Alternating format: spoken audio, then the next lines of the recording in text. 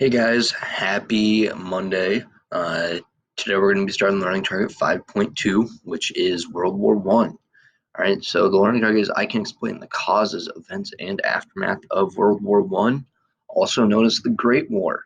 Why was it known as the Great War?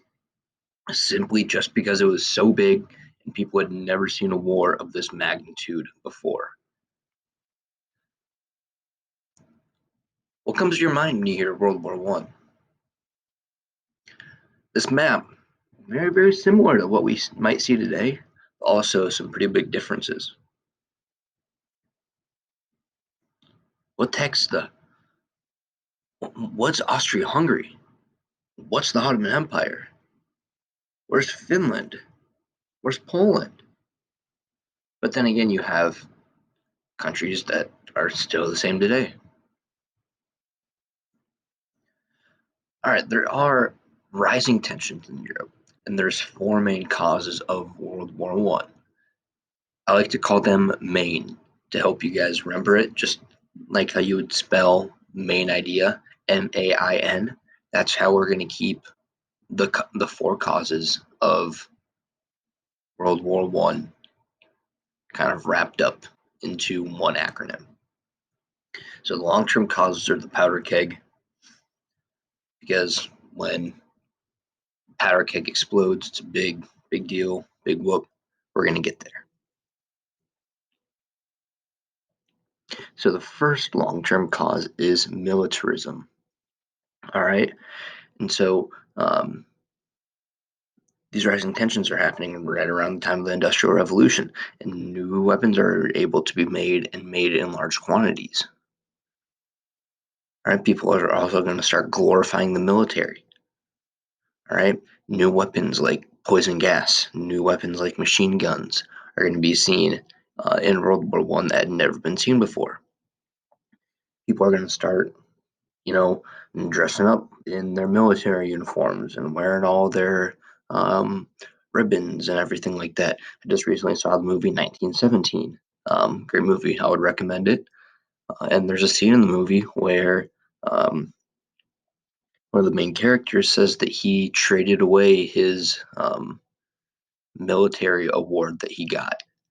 And one of the other main characters is like, well, why the heck would you throw away such a proud moment in your life? And the main character was like, it's literally a piece of plastic. Why should that matter to me? And the other guy responded with, because that's something you should be proud of. That's something I would send home to my family when we would celebrate for years and years and years. And so that's just a good example of glorifying the military. Number two, alliances. So if you're in a fight with someone, you probably would bring a friend or two. All right. Well, that happens naturally because you want to have more protection than the other person. But when the other person hears that you're bringing a friend or two, they're probably going to bring a friend or two. That's exactly what happened in World War One. Countries just kept bringing more and more friends to the fight, and before you know it, everyone in Europe was basically involved. Imperialism. Colonies made larger armies, so when countries went in and imperialized countries, they would force those people to join the colonizer's army. And the more colonies your country had, the more national pride you had. And then the last one of Maine is nationalism. Now, nationalism isn't a really bad thing. In some cases, it's actually a really good thing because it helps unify the nation. All right, it helps people support one another in your own country, just like when maybe Florida would have a hurricane. People from all over the United States pitch in to help Florida that just had a hurricane, for example. But nationalism can also be very bad sometimes because nationalism taken the wrong way can turn into ethnocentrism, which is thinking that your people are the best, and racism, which means thinking that your people are the best and everyone else is horrible. Right? So Nationalism in some cases are good, but it can be turned the other way, right? And so also small groups are going to be wanting their own nation. Now these four causes here, these main causes, remember MAIN, these take decades to build up. All right, literal decades to build up. It's just not like this happens overnight. And all of these causes are adding a little bit more powder to this powder keg. Now, a powder keg just can't explode by itself. It has to have a spark. All right, and the spark for the powder keg to explode in World War One to start was the assassination of Franz Ferdinand. All right, the Archduke of Austria-Hungary was this guy named Franz Ferdinand, and he was assassinated by the Black Hand, which is a Serbian terrorist organization. The guy who killed him was named Gavrilo Princip. You know, I'm just going to keep going a little bit more into the causes of Maine. So, um, militarism here. Just take a look at all of these people with their new weapons, always hiding new weapons here. Sometimes alliances can be blind. All right, if you touch me,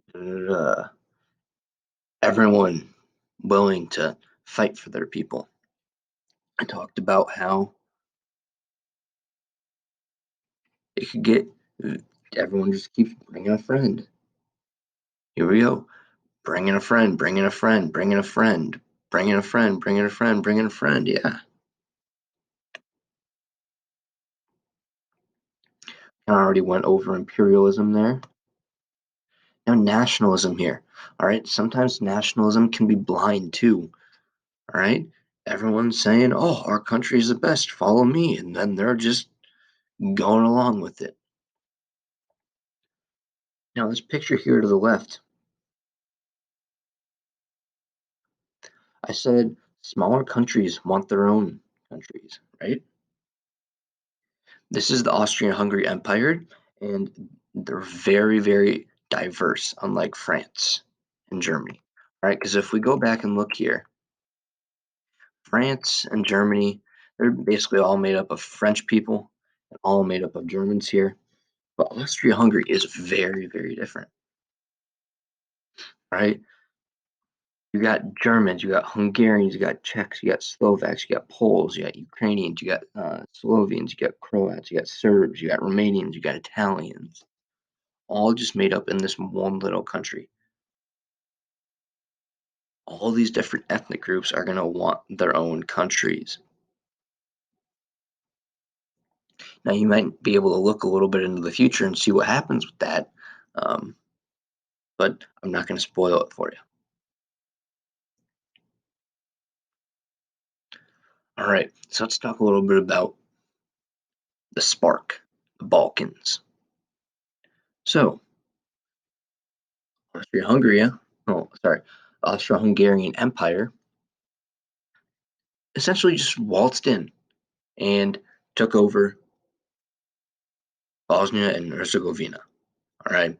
And after they took over Bosnia Herzegovina and added them to their empire, they sent their prince, Franz Ferdinand, to basically parade around their city, Sarajevo, their capital city, and essentially taunt them, saying, ha ha, ha, looks like we just took you over.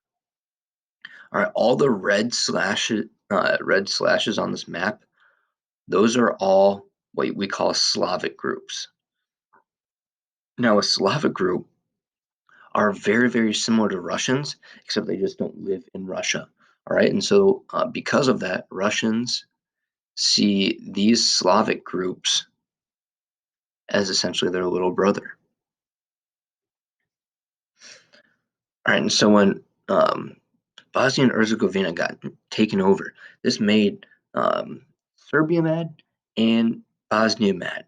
All right, and so this terrorist organization, the Black Hand, is going to assassinate Archduke Franz Ferdinand. 19-year-old Princip here is going to murder Franz Ferdinand, 19 years old, and he's murdering the prince to the Austro-Hungarian throne and his wife. After this happens, of course, the Austro-Hungarian Empire is pissed, but Russia's like, no, no, no, don't you mess with my little brother, or else you're going to mess with us. Well, Austro-Hungarians, they're going to bring someone to the fight. Remember back to the map here? They have a lot of Germans. Look at all these Germans here. So they're going to bring Germany to the fight. And Germany is like, hey, Russia, you better lay down your arms because they killed our prince. Well, they killed Austro-Hungarian's prince. You got to let them do their thing. And so what your assignment for today is going to be is the causes of World War II. And so we're going to be looking at more and more pictures here. You just have to choose two of these um, causes here. So we got cause one, there's three pictures. Uh, cause two, you got three pictures. Cause three, three pictures, and so on.